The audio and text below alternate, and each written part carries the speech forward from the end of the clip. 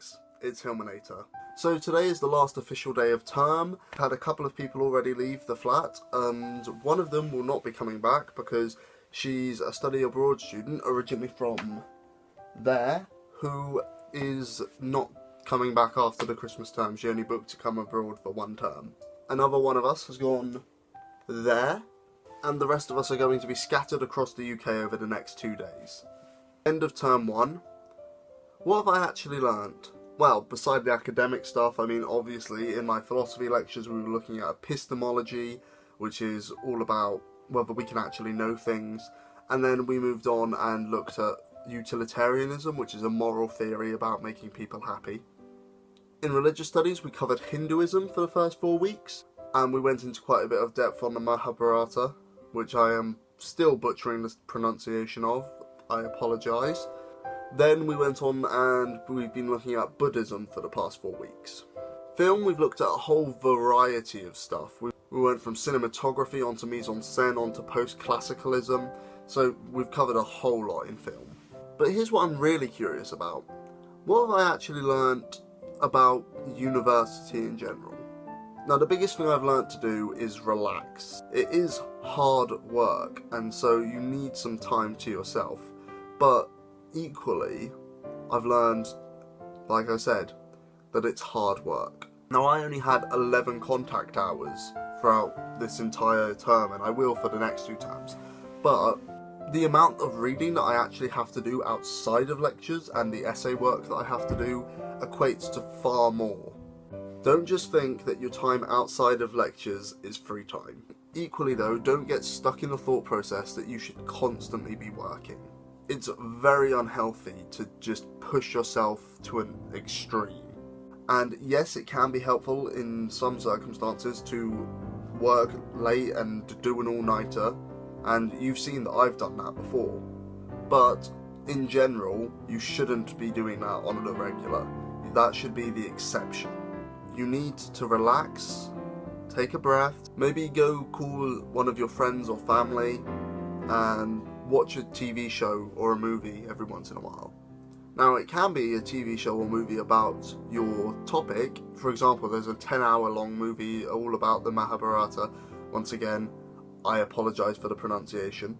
So, if you want to relax and still feel like you're being productive, then watching a film on your topic or a TV show, that might be the best way to go. But remember to take some time for yourself, otherwise your mental health is going to get all out of whack. I've got a couple of mates up here who just are constantly working and they are not happy. Making friends is a lot easier than you think. At least it was for me. I feel like as long as you aren't a total pain in the backside, your flatmates are going to get along with you. I can't think of any of the flats that really despise one of their flatmates. All of us seem to get along in general. I mean, obviously there are some disputes, but in general, I would say most of us like each other. If you find that you're living with a study abroad student, it's a great opportunity to learn about a different culture, and also you can just make really good friends with them and make a connection with someone. It's really quite fun. Even if you don't live with one, it's still a good idea to get to know at least one study abroad student. I mean, I'm pretty sure everyone at Lancaster knows at least 2 study abroad students. Another thing I've learned is keep your room clean. If you're going to have guests into your room, or if you're having someone spend their weekend over here, like a friend, you don't want to have to be cleaning up a massive amount immediately before they come. Also, there can be inspections sometimes. It's not often, but sometimes you will have an inspection, and it's useful to just have your room at least somewhat clean.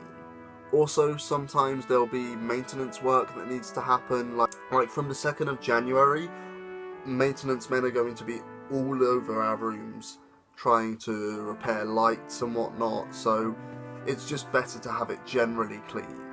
I am being a bit hypocritical, but that's largely because I know that I suck at this and I'm trying to help you more than me. 4th thing is to get involved. Join societies, and actually go to their meetings. I don't know if you guys noticed, I certainly didn't before watching vlogs like these, but societies do actually cost money. So if you are just paying to go to one and then never actually going, that's a waste. Now, sports societies are pretty much universally the most expensive ones to join, but I would still recommend joining at least one. They generally have the most fun things going on and it's just a good atmosphere. Why not give archery a go? Budgeting is also massively important when you come up to uni, and even if you think you can budget, it's much harder than you imagine. As soon as you realise that that money has come into your bank account, your mind flips, and there's a tendency for people to spend it unnecessarily. Throughout first term I had a couple of takeaways which I didn't particularly need.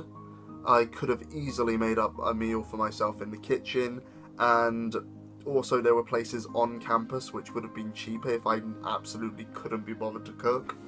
So I would always recommend searching around campus, finding the cheap places to eat, and also just stocking your fridge up with quick and easy stuff to cook, as well as the actual ingredients for a proper meal. Christmas is also going to be expensive. You will always spend more than you need to at Christmas, universally. But I mean, it is Christmas, you kind of expect that. Other things I've learned are that water bottles always leak, headphones always break, and someone will always leave their stuff in the kitchen sink.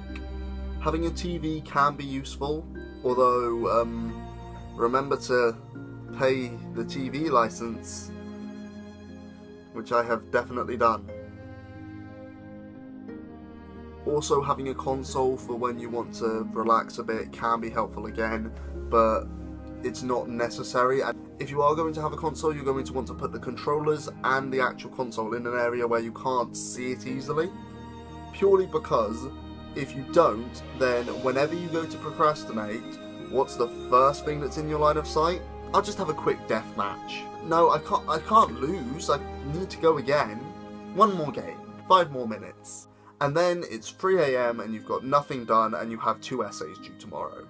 Another important thing is the doors of university dorms, and I'm saying this having lived here for a couple of months and also explored other dorms at other unis, there's always a slight crack at the bottom. So if you have something like a dressing gown, it may be worth lying it down at the bottom of the door so that there's no light from the corridor coming in. Make sure you keep on top of your reading, because falling behind is a pain in the backside and trying to catch up is just, it's difficult. Not impossible, but difficult. Anyway, that's all of the tips I've got. That's everything that I've learned over the past couple of months living at university. I hope you've enjoyed this. I hope it's been useful for some of you. Okay, thanks for watching all. I shall catch you next time.